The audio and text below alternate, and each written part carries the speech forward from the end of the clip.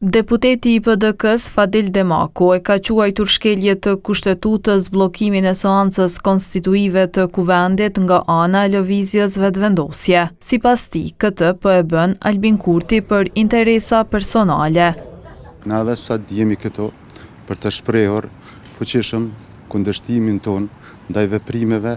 të deputetit Albin Kurti, i cili me vetdije të plot është duke shkelur kushtetutën, rendin juridik të vendit ton, krye këput për interesat e tij, për egon e tij dhe për qëllimet e tij tashmë personale, sepse është mëse e qartë se gjithçka është e dirigjuar nga ai. Demakku i bëri thirrje Kurtit që të ndryshojë qëndrimin, duke paralajmëruar rritje të zemërimit qytetar. Ne i bëjmë thirrje që sa të ndryshoj këtë qëndrim, sepse në këtë formë, nëse vazhdohet edhe me tutje, zemërimi i qytetarëve do të rritet dhe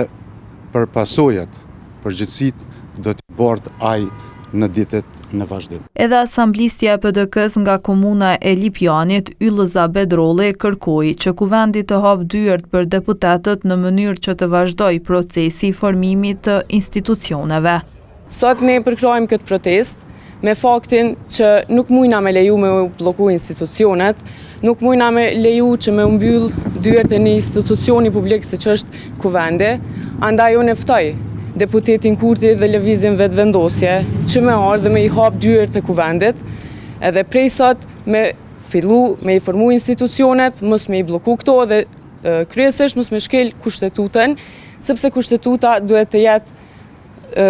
jetë mbi çdo interes politik. Kjo është dita e 7 që PDK dhe Aleanca po protestojnë para qeverisë derisa janë zotuar se do vazhdojnë aksione të tilla deri në thirrjen e vazhdimit të seancës konstituive.